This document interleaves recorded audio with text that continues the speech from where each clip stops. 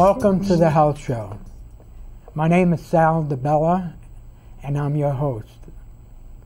Today we have another special guest that I've known for over 25 years. He's been on our show once before, and you're going to see him quite a bit.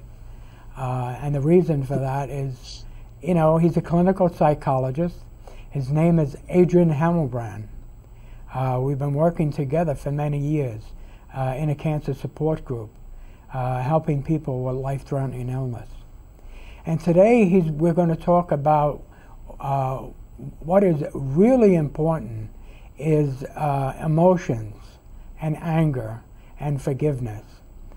I think they are so important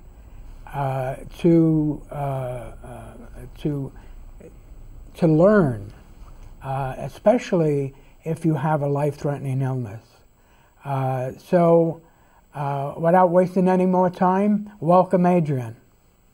Thank you, Sal. Thank you, Sal. And thank you for welcoming me back again. As you said, you and I and Joanne Lejean founded our cancer support group. And our purpose in founding the group was to empower people, to uplift them, to raise their hopes and help them develop a positive attitude. And we wanted to help people develop more positive feelings in their life. And as you know, when they came into the group, we asked them to rate their feelings, not only about their cancer, but about their life in general, and to rate both positive feelings of peace, love, joy, happiness, and the negative feelings of anger, anxiety, and depression on a scale of 1 to 10, where 10 was the strongest, most intense feelings, and 1 was the weakest and least intense feelings. And what we found is that many people rated their positive feelings as low as a 3, 4, or 5, no higher than a 6. And their negative feelings were way up there at a 7, an 8, and even a 9. And the interesting thing about that is that these negative feelings existed even before the diagnosis of their cancer. And when I talk to these people, I ask them, well, how would you like to increase those positive feelings and at the same time decrease your negative feelings in a relatively short time? And invariably, one person would speak up and say, you could do that for me? And I said, no, you could do that for yourself. For each of you has the ability to change how you feel. And then another person would say, well, if I have the ability to change how I feel, and right now I'm feeling miserable, why don't I change? And I answered that question with another question. Do you feel in control of your feelings? For many people don't feel in control of their feelings. They blame other people for the stress in their lives and for their feelings of anger. Or they blame adversities and troubles that may arise in their life for their feelings of anxiety and depression. And they believe that these feelings are natural, that everybody experiences these feelings, and there's little or nothing they can do to change them. And to a person, they all agreed with that. But I tell them, each of you has the ability to change how you feel. Feelings are something under your control. You don't necessarily have to eliminate these feelings, but you can change their strength and their intensity. And so this is an important thing for us to understand. Now, I don't mean to diminish the situations or adversities that people are facing in their life, or the people that they have to deal with on a daily basis. These factors certainly contribute to your feelings, but they are not the cause of your feelings. The cause of your feelings lies within you. It lies with your thoughts and the images that you hold in your mind. So in order to change your feelings, you have to change the way you think about situations or events in your life and change the images of those thoughts and those images of those situations or events. For you own your own feelings. Feelings are something that you do. They're not the result of what someone else says or does. They're not the result of what happens, situations or events that happen in your life. So instead of saying that a person is becoming angry or becoming anxious or becoming depressed, we like to think about it in terms of you anger or you depress. In this way, the responsibility is strictly in your hands. You own your own feelings. And because you control your thoughts, you can choose what you want to think and thus choose what you want to feel.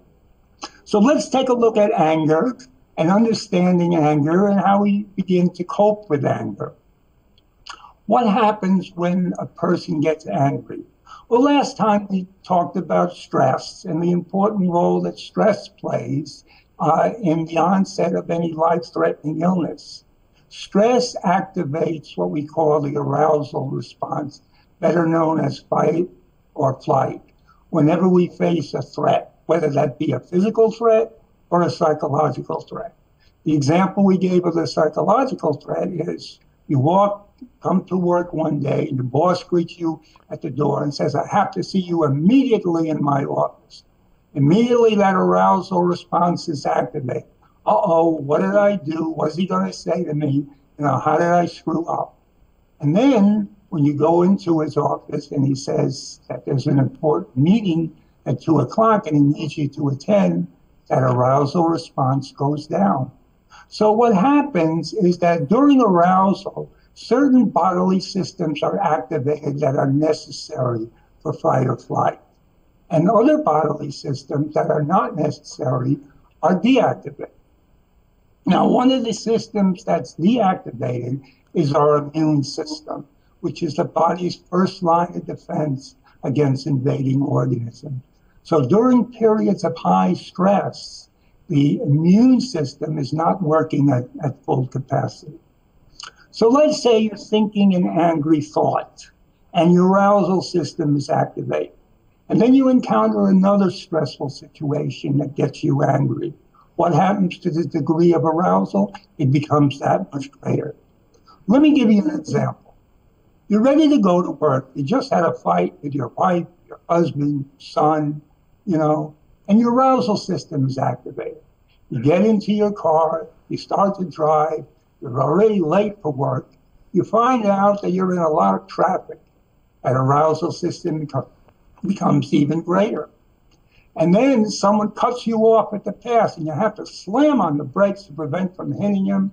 And you're muttering under your breath, "That's so-and-so, why don't he watch where he's going?"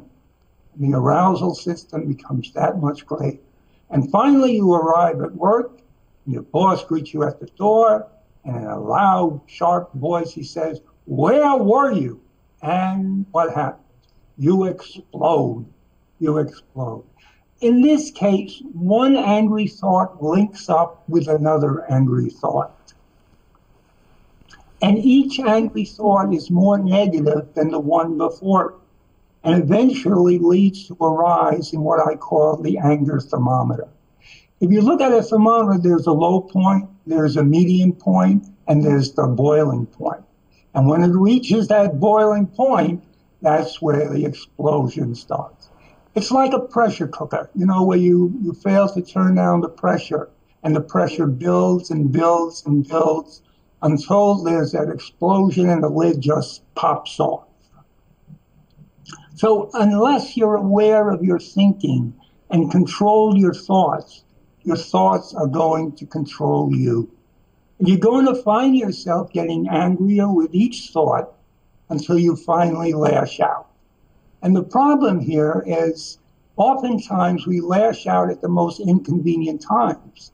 I'm sure we'll all agree that it's not a good idea to lash out in front of the boss. Or we lash out at some minor inconveniences. You didn't put down the toilet seat. You didn't put the cap on the toothpaste, and that causes an explosion. And the wife says, "You're getting angry of such a minor incident?" But that's the result of anger being built up. So we have to release that anger in some way. And the question is, what's the best way to release that anger? so we feel good about it. We need to start off by finding out what triggers our anger. And there are three beliefs that we hold on to that triggers our anger. Number one is the belief that you've been harmed or victimized in some way. Number two, that the belief that the person who harmed you did it deliberately. And number three is the belief that the person should have known better. Okay? And as we said last time, these are beliefs, they are not facts. Okay? The difference between beliefs and facts are indisputable. They're absolutely true. They can be proven. While beliefs, on the other hand, are changeable. They may or may not be true. So beliefs are based on the way you think. And not everyone thinks the way you do. And not everyone sees reality in the same way. So let's now take a look at what kind of thoughts trigger your anger. And we call these thoughts distorted thoughts. The first one we already spoke about, and that's blaming. Blaming others for the stress in your life that's causing you to feel angry. You know, we tell ourselves, he or she made me angry. And if he or she doesn't change, then I'm going to keep being angry. The problem with this is twofold. Number one, people rarely change because you want them to change. They change because they want to or they need to change. And problem number two with this is that others' first consideration is meeting their own needs, you know, and so they make the best choices that they could make to meet their needs. They don't have the time or the effort to worry about your needs. And what happens if a person doesn't change? Well, then you say to yourself that the situation is hopeless. And if there's nothing you can do to change that person, then you feel that the situation is helpless.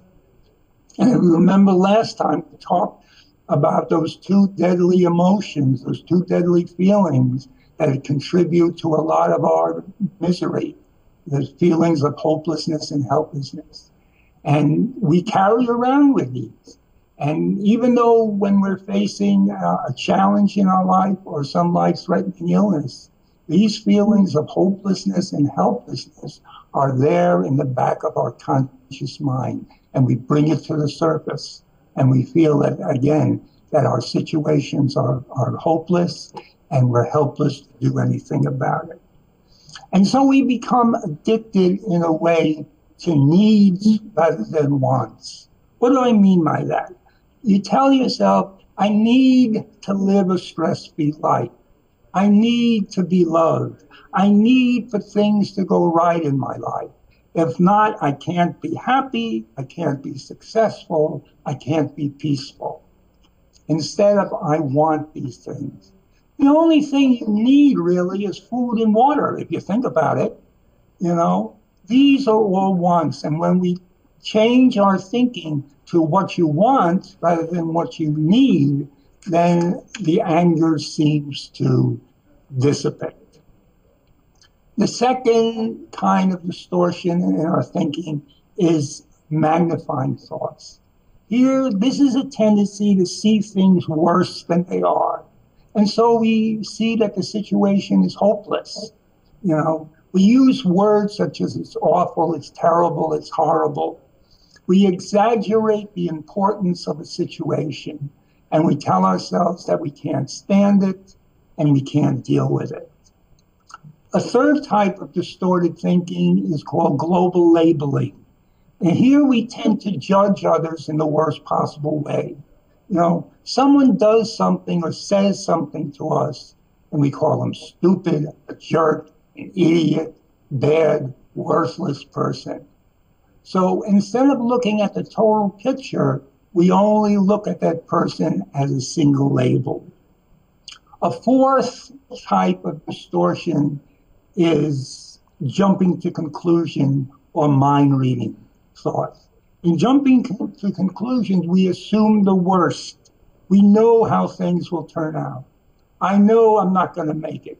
I know things will turn out badly for me. Okay? You don't know. No one knows. This is a prime example of jumping to conclusions. Or mind reading, where you think you know the motives of other people, what they're thinking and what they're feeling. And you tell yourself, I know what he's thinking, I know how he's feeling. Well, again, unless you ask that person, unless you get to the bottom of why he's acting the way he's acting, then you really don't know. A fifth type of distortion is called overgeneralization. Here we use words such as never, always, nobody, everybody. Okay? Nobody likes me, or everybody takes advantage of me. It's a tendency to see things that happen occasionally and to turn them into everyday occurrences. And the situation becomes intolerable for you. And what happens to that anger thermometer? The anger rises slowly, more and more, until it reaches that boiling point. And the last of our distorted ways of thinking is demanding thoughts. That people should act the way I want them to act. That you have some standard of how people should act, and they should act that way. One of the standards that we all have, I think, is the standard of fairness. You hear people say, you're not being fair, or you're not treating me fairly. Well, the thing we have to realize is what's fair to one person may not be fair to another person. So our definition of fairness differs from person to person. So your standard may not be the same standard as the other person. Okay, let's take a look now at how we could begin to cope with these feelings. And we'll take each distorted way of thinking and devise a coping strategy for that. Blaming was the first one. The first thing in blaming is to realize that no one can make you angry. Anger is a feeling that arises because you blame other people for the stress in your life and your feelings of anger. So step one in coping is you need to take responsibility for your anger. Step two is to ask, what can I do to change this situation? And step three is to develop a plan of action. Remind yourself that people are only doing what they need to do to meet their own goals and needs, that they don't have the time or make the effort to worry or meet your needs. That's not their purpose in life. Your purpose is to meet your own goals, your own needs. The main part of a plan of action, I think, is how we communicate to others, how we tell others about our concerns. And there are three basic styles of communication. The first one is confrontation or attacking. We let out all our anger, our rage, our hostilities. You hear the expression, we get it off our chest and we feel much better. But later, what happens is we feel a lot of guilt and a lot of shame for how we acted, how we handled the situation, and how we treated others. And then what about the other person who's being attacked? How is that person feeling? How is that person reacting? Well, sometimes that person reacts with anger, rage, and hostility of their own. Or they become very defensive and they deny anything that you're saying. Either way, the anger builds in both of you, and to a point where it becomes a shouting match. And one person is interrupting the other person, and depending on who shouts the loudest. And you leave with more angry feelings and no solution, really, to the problem. So the confrontational way of dealing with anger is not a very useful way. And I spoke to one lady at the meeting, said, I try to use a confrontational method with my son. And I was angry with him for smoking. And I told him that it was ruining his health, and I started to nag and plead with him to stop smoking. And I said, well, it didn't help. He continues to smoke. And I said, the reason for this is unless your son is ready to make the change to stop smoking, then he's not going to change. I know you have the best intentions, but I bet you it winds up in an argument with your son.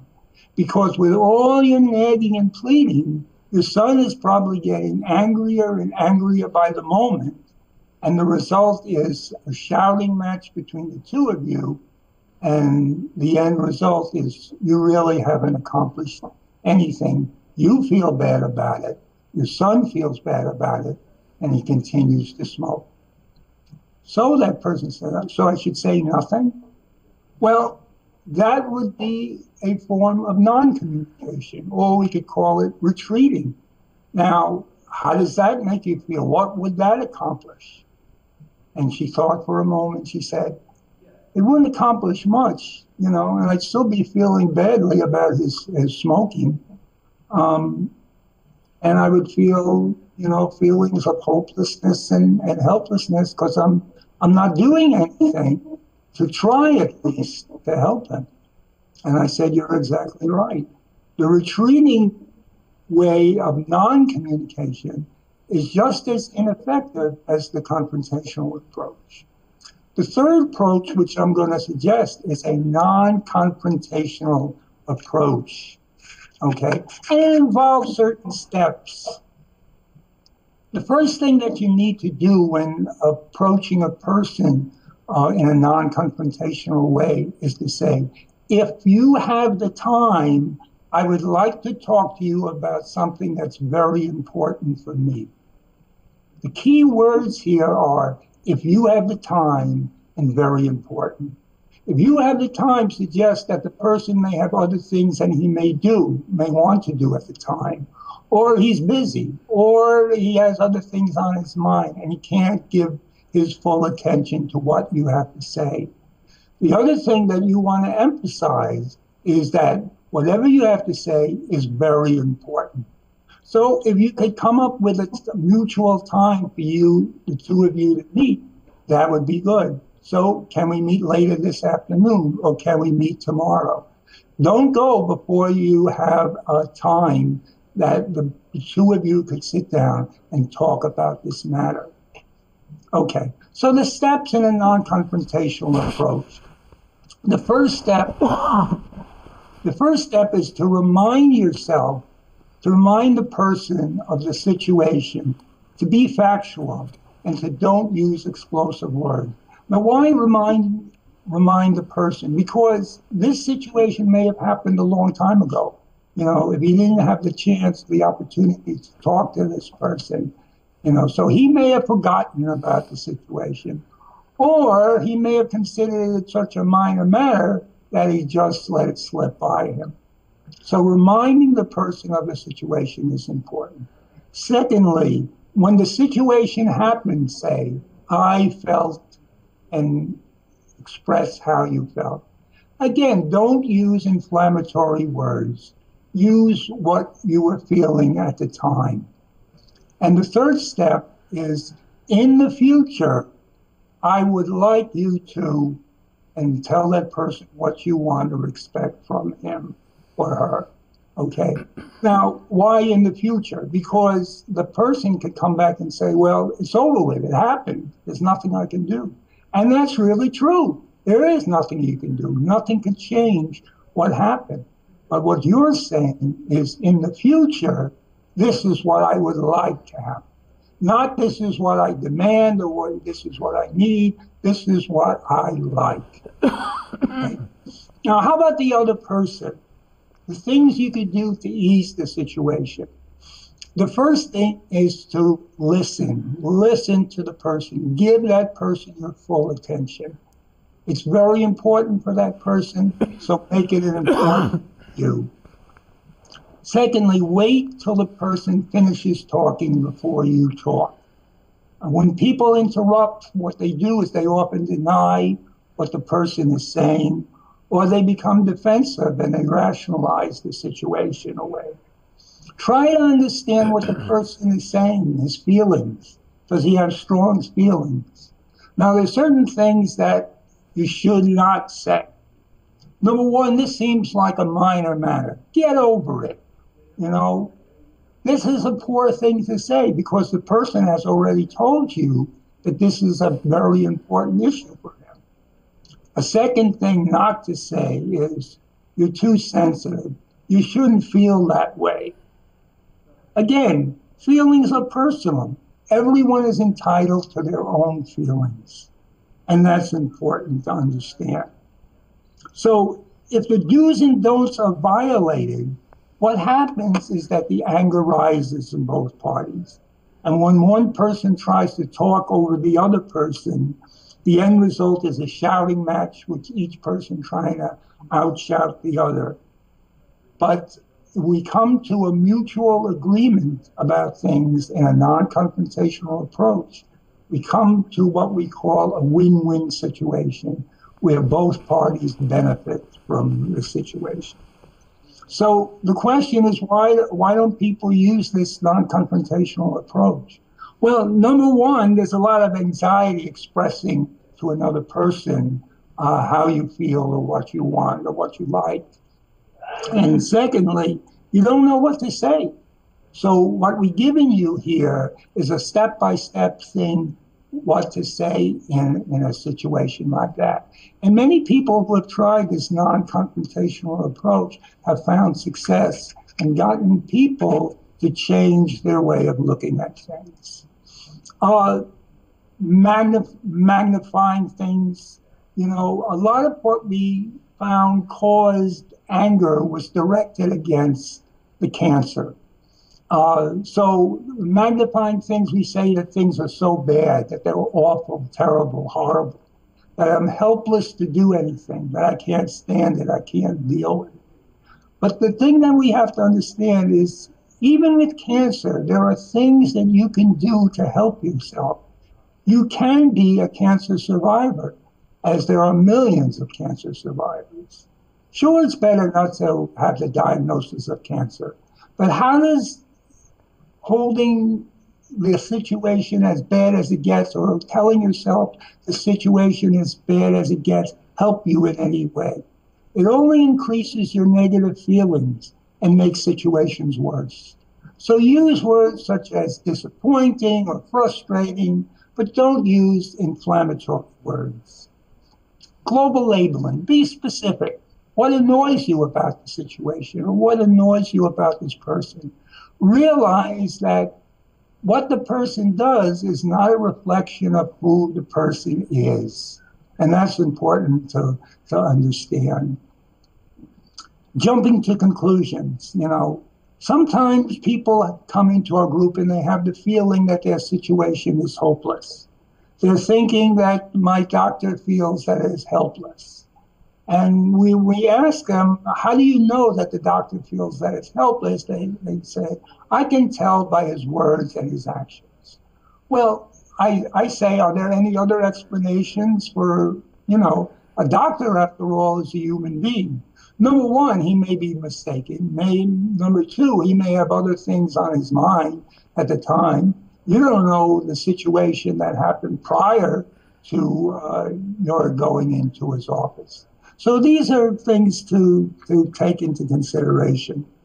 Overgeneralization, you know, these things always happen to me, or I never get a break. You know, these are all they're all exceptions to the rule, and they may happen or they may not happen. So if the situation hasn't happened yet, give it a break. And finally, demanding, where you focus your desires or preferences on what others should do. And you tell yourself, if you don't get what you want, then it's awful or just disappointing. It's not catastrophic. So you'd rather things be different, but you could deal with it, as many people do, as many people have been able to deal with their cancer by finding things that they could do to help themselves get better and move on with their life. A last one that I would like to talk about in coping is relaxation, that we we talked about last time as well. And relaxation, again, is a form of deep breathing, and it helps you to feel much calmer and more relaxed every time, rather than holding in the anger. So relaxation is a good thing to practice on a daily basis. How do we deal with anger? Well, the first thing is to determine what triggers your anger.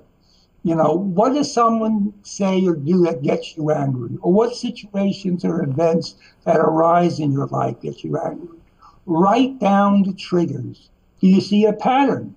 Do certain situations, do certain events, do certain people get you angry? Realize that these actions, these situations, these events contribute to your anger, but are not the cause of your anger. The cause of your anger resides within you, with your thoughts and the images that you hold. So the third step is often to ask yourself, what distorted thoughts am I thinking? Am I blaming? Am I magnifying? Am I labeling? Am I jumping to conclusions? Am I mind reading? Am I overgeneralizing? Am I demanding? Write down the distortions that you see. Do you see a pattern? Do you tend to think in certain distorted ways? And be aware of the distortions. And next time an angry thought arises, use the aha method. You say, aha, there I go, thinking in that way again. Okay. So we can develop coping thoughts in terms of how can I change what I tell myself to change my feeling. Well, if you're blaming, you can tell yourself to take responsibility for how you feel. If you're magnifying, you can say, I can see a negative event as a bad event and not a terrible, horrible, or the worst event ever. If you're using global labeling, you can acknowledge that all people have both positive and negative qualities. If you're mind reading, you could tell yourself you only know what people tell you and not what you think people are thinking or feeling.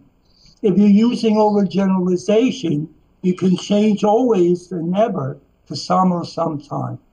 And if you're demanding, you may say to yourself, others may not see things the way you see things, and you could change demands into preferences. So when you think an angry thought and you begin to change your thought, ask yourself 3 questions. Number 1, does the thought make sense? Is it a fact? Is it based on reality? Or is it just a belief? Number 2, is the thought useful? Does believing this thought help me in any way? And number 3, does this thought make me feel good? How do I think when I think this thought? And if you determine that it's not useful, it doesn't make sense, and it's not helpful, then reject the thought. And realize you have the ability to change your thoughts to one that makes sense, that are useful, and that helps you feel better. You can choose the way you want to think. You can take control of your thoughts. And that's an important thing. Now, the one thing that anger often leads to is the inability to forgive. And forgiveness is an important topic because it plays an important part in your fight against any life-threatening illness. If you can't forgive, you can't put energy into what's necessary to fight against your cancer. You know, because all your energy is tied up in your non-forgiving attitude, into your grievances and resentments and retributions. The best definition of forgiveness I found was forgiveness is not what you can do for others, but what you can do for yourself to get well and to move on. The one thing that we've emphasized over and over in our support groups is the importance of helping yourself get well and asking, what are you doing to help yourself? What actions are you taking to help you get better? And forgiveness is one thing you can do to help yourself. Forgiveness is an action you can take to help you get well and to move on with your life. I was talking to a member of our group who said she had a hard time forgiving someone who was close to her and hurt her deeply. And she had a hard time forgiving this person, as I said. And as she conveyed the story, I can understand how she felt. For certainly there was a deep hurt, and the tears were flowing down her cheeks. And when she finished, I asked her, how has this inability to forgive helped you now? Help you with dealing with your cancer? And she thought for a moment, and she says, it's not helping. I'm not doing much to help myself. All I could think about is this person and what he or she did to me. And even though I do the visualizations you suggest, all I could see is her face popping up in my mind. And again, those thoughts of anger, rage, and revenge keep coming back to me. And so I said, it seems you have a major choice to make. One, to learn to forgive this person and focus on what's important in your life, and that's dealing with your cancer and getting well and moving on, or continue to hold on to the anger, the resentment, the judgments, and feeling stuck, hopeless, and helpless. And when you forgive, you let go of the grudges and the bitterness. You let go of the resentments and the thoughts of revenge. And she said, I want to learn how to forgive. And I told her I wanted to do two things. Number one, I wanted her to do a relaxation form of exercise, in which first she would take 3 deep abdominal breaths in order to begin the relaxation process. And then I said that as she takes in her next deep breath, I want you to tell yourself, I invite forgiveness into my life. And on the out breath, tell yourself, I let go of all grudges I may be holding on to. Once again, on the in breath, I invite forgiveness into my life. And once again, on the out breath, I let go of all bitterness I may be holding on to.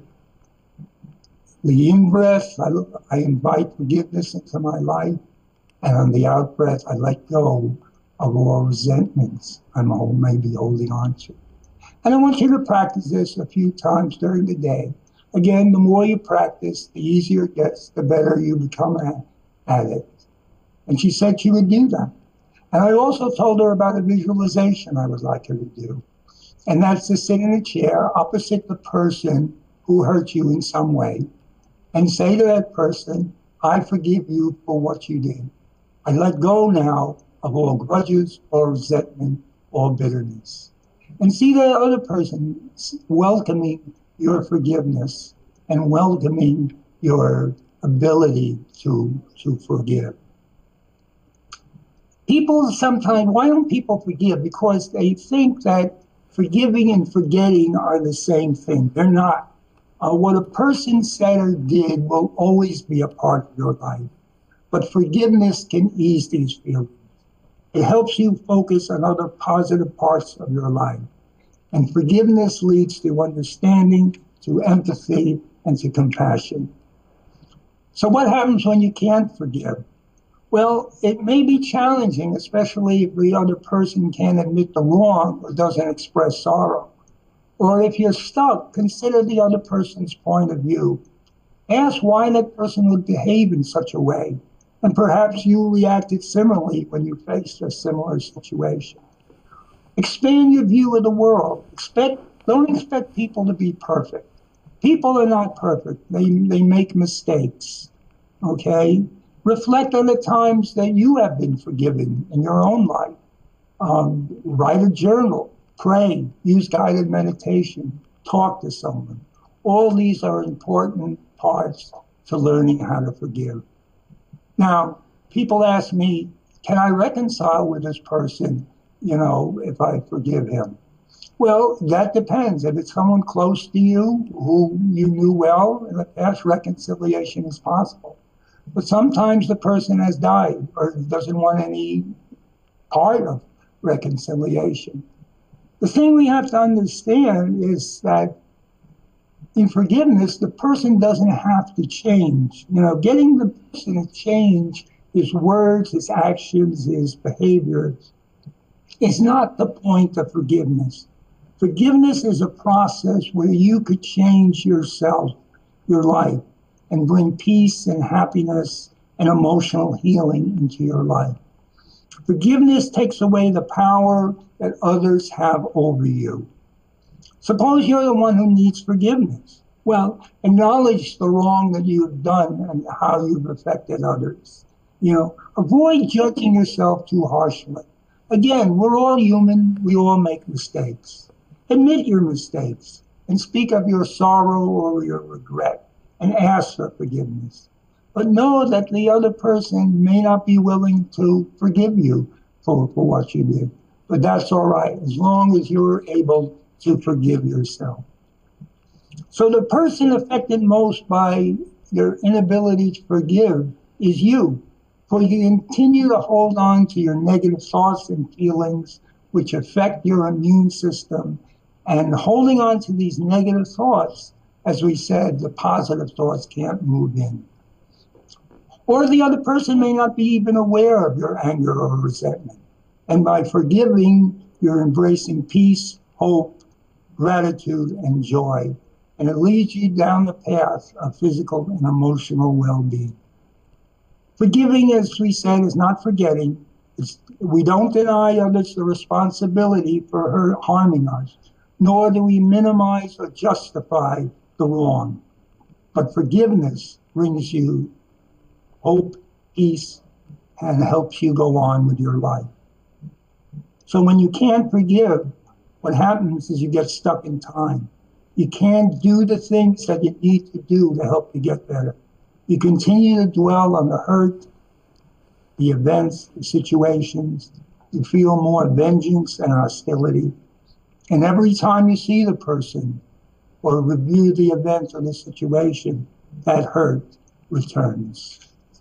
So forgiveness is an important part of our thing. And as we talk to people in our support group, we want to make sure that forgiveness is definitely a part of their everyday workings. Okay, the last thing I want to say is what people often ask me, what's the secret to a positive and peaceful life? And I feel this is built on the words of the Serenity Prayer. And that is, God, give me the serenity to accept the things I cannot change, the courage to change what I can, and the wisdom to know the difference. In the world of serenity, there is no blame. No one or nothing is at fault. The cause of your not being peaceful lies within. The ability to change lies within, to have a positive and peaceful life. You see, many people spend their time and their efforts trying to control people or events that cannot be controlled. And they wind up feeling frustrated, angry, miserable, stubborn. They can't control what has already happened or may happen. They can't control others, how they think, feel, and act. The best they can do is to accept those things that they are now, and that is accept what is. The second part of the Serenity Prayer is the courage to change what we can. How do we respond to what's happening or may happen? How do we think, feel, and act? One of our coping thoughts that I always tell people to say is, although I accept my cancer, I have the ability to influence its outcome. I can change my thoughts, feelings, and actions about my cancer and deal with it in a more positive way. For I am a positive, optimistic person, and so I think only positive, optimistic thoughts. And lastly, the wisdom. The wisdom to stand back and look at the situation objectively. What can't I control? What can I control? And take those actions to change what you can control. And by living by these principles, people found that they're living a more peaceful, a happier, a more successful, a healthier life. And when they need to leave the support group, again, we ask them to rate their feelings on the same scale of 1 to 10. And what we found was that people's positive feelings jumped up to a 6, 7, or 8 level, and the negative feelings fell to a 5, 4, or 3 level. And we asked a number of people, what was the greatest factor in this turnaround?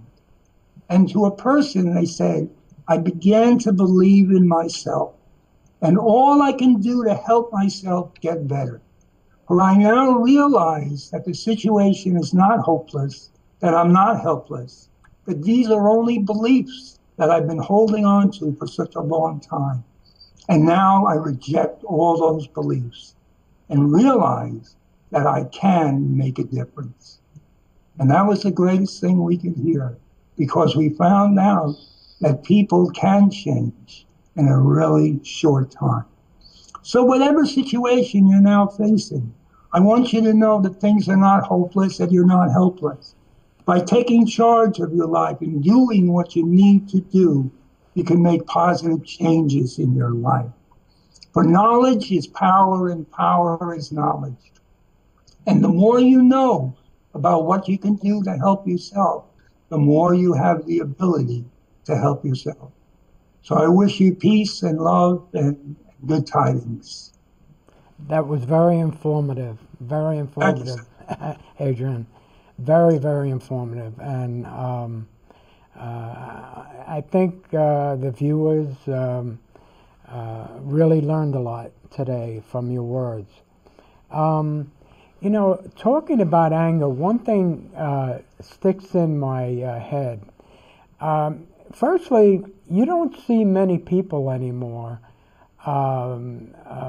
smiling, except if they're young and they don't have bills and this and that and the other thing.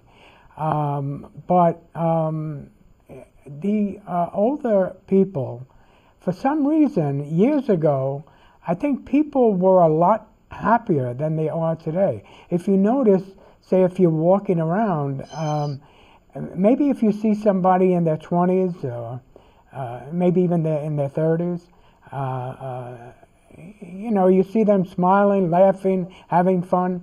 But you know, when you look at older people, say in their 40s and 50s and 60s, you don't, to me, what I've noticed, you don't see as many people that are happy and smiling and laughing, you know. And another thing that I see is that people that are into politics, I mean really strongly into politics, that hate Obama, they hate what he's doing.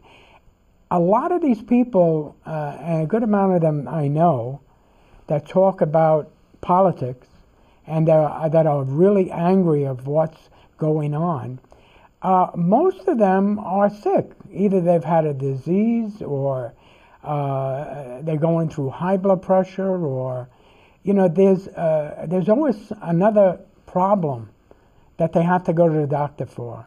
And really, that's not a good thing to do, because once you go there and you get a prescription for something, then you have to go back for what good that might have done. It might have done bad for something else.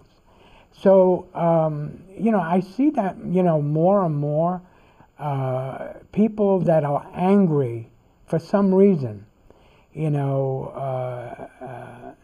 are sick, more sick than other people that just let it go over their head, certain things. And well, that's certainly true. And if you look at children, children are always smiling. You know, they're always happy. They're always playing. You know, we lost our sense of play. You know, we're so stressed out. We get up, we have to go to work. You know, we have a hard time dealing with the boss or with our coworkers. Then we come back and maybe we have an argument with a wife or a husband, and then we go to sleep. We get up and do the same thing over and over again. You know, you look at children. They're always happy. They're always smiling. They're always playing, and we lost that. We lost that along the way. Yeah. So I certainly agree with you that as we get older, we lose that ability to smile and to laugh. And to laugh, that's an important thing. I think of Norman Cousins, who was able to cure himself of an illness by watching funny movies, and we've lost that ability. How many people do you see really give a good belly laugh, Right. or find the time to laugh at things? So I know I try to laugh at least once every day, and to find something amusing in life, because life could be amusing at times. Yes. Right. So I certainly agree with you on Right. that. It's funny. I'm on the computer a lot, and what I do every now and then, because I want to laugh more. Also, I want to be happy, a happy person. And when you laugh, you feel better. Your body feels better. So I put on the other night, and I've done this before, different pranks, that people pull on other people, pranks, and some of them are so funny. I had it on last night, and, I was laughing from the belly. It was amazing, how funny that, that these things could be, pranks that one person plays on another. Right. So I think that's important. But another thing I was thinking of yesterday, children. I go back to the time that I first found out and even heard the word cancer. I must have been about 9 years old, 10 years old maybe. Mhm. And I lived in Manhattan. And my mother took me to see this other girl, a little girl, that was basically my age. And what I remember about that is I went to her house to visit her, and I seen her in bed, and she had like a big stomach. I believe she had stomach cancer. And, you would think that when you hear grown-ups talking at that age, about either they having cancer or their children having cancer. That stood with me. I mean, there's a lot of things maybe I don't remember when I was younger, but that really stood with me. And I was thinking, after that, as you get older, you're thinking of other things. You're thinking of happy things. Mhm. You get a new car, and you go out with your friends, and you do a lot of things that are happy when you're young, that make you happy. But how do you think children, because a lot of children know that word cancer, and people and children, when they hear that word, fear comes into their mind about you're going to die. And most people believe that too, unfortunately. Mhm. And I think that has to change with that word, because the anxiety that builds up when someone hears the word cancer, that they have cancer, it doesn't necessarily mean that way. Right. Because when I hear it, I know, okay, I have a battle in front of me, but with all the choices that I have in my book and all the research, I have a good plan on what I have to do for myself, and what doctors that are in my book that are curing people with cancer, So I think that word cancer brings a lot of fear when people hear that, especially if it's either them or a person in their family, which I believe it has to change, Yeah. because there Well, are I think cures. a lot of it is due to the fact that people just don't know what to do, and as you said, cancer for a long time has been synonymous with a death sentence. And that's what a lot of people think, unfortunately. and they don't realize how many cancer survivors there are. And you talk about children. For children, it's just a word, because we don't associate cancer with little children. And when a child hears the word, he doesn't make the association that we do as an adult. And I think we make the association because we don't have as you said, a plan of action. What am I going to do now? What things do I need to do to help myself? Or a lot of people feel that, they can't help themselves. They don't have either the ability or the tools or the knowledge to help themselves. And that's why I think what you're doing is so vital, getting across to people that there are many options out there to help themselves get better. And I think, as I ended my talk with knowledge is power and power is knowledge. The more you know, the more you can do, and the better you feel. And I would like cancer to just be a word, and people to see it, and hopefully, they could eradicate it in my time. Well, this is why I think it's important for people to do the research now, or read my book, of all the research that's in the book, to know that they can do something for themselves. Most doctors don't take courses in nutrition. And, most of the doctors that I interviewed and most of the doctors that I spoke to, eating, once you find out that you have cancer, eating bad foods like sugar, anything with sugar or turn into sugar, fruit drinks, meat, dairy. You have to change your way of living and your lifestyle. A lot of people find it hard to do that. A lot of people that I speak to are angry. They're angry at God. Well, why did you? I go to church, or I go here, I go there, and religiously, and I believe in you. And why did you give me this cancer? So a lot of people are really angry when they first find out, and they have a lot of fear and anxiety.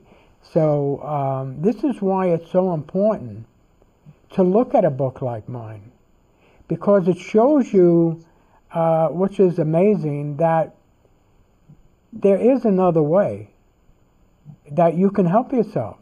Mm-hmm. And what I've seen is that when doctors go to school, they learn about symptoms and what to do about the symptoms. The doctors that I have in my book not only look at the symptoms, but they look at what caused that symptom. Right. What can we do to help this person, what the reason why they develop cancer. Mm-hmm. And a lot of it is from emotions. I told a story not long ago on another show about something I read in a book a long time ago about this woman, say her name is Joanne, and she was outside the door of the doctor's office waiting to go in. Mm-hmm. And the door was open. Another doctor walked in there and said, he says, it doesn't look good for Joanne with her cancer. She only has maybe a month or two to live. So the doctor said, really? Okay, so they finished their conversation. Meanwhile, this person out there, is named Joanne, thought they were talking about her, right?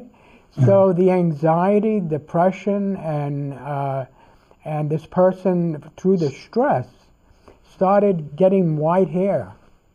Mm-hmm. Her hair was starting to fall out, through the anxiety and stress, until she spoke to the doctor and said to the doctor, I heard a conversation that you had about me.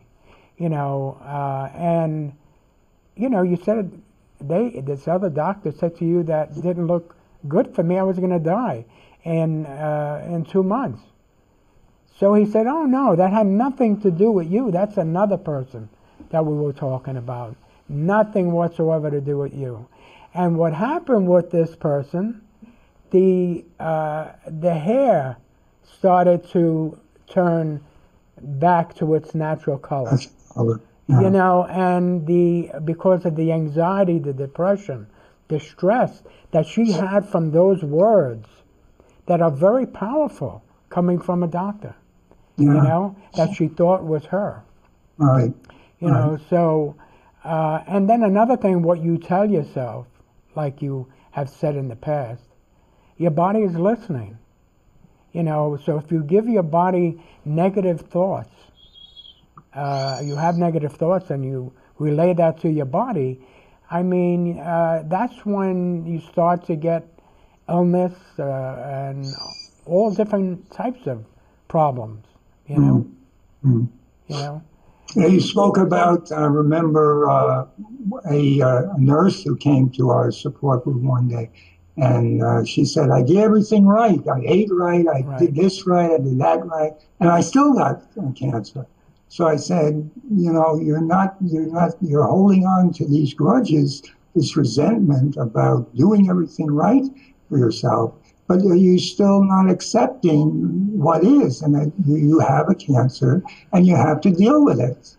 And she came around, fortunately, to see that point of view, but that was her anger, her bitterness about doing the things that we suggested and still getting cancer was too much for her at the time.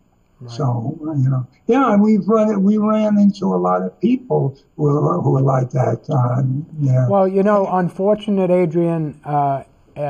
What we know today, and what's in my book today, years and years ago we didn't know at the time. We did teach nutrition, exercise, positive attitude, and all of that. But unfortunately, we didn't know what's out in the research today, which it's a shame. To give you one example, Joanne that died of an infection, it said today, Dr. Thomas Levy, that high doses of intravenous vitamin C should take care of any kind of infection, no matter what type of infection it is, So if we knew that today, I would have passed that along, my research, and maybe she would still be here today.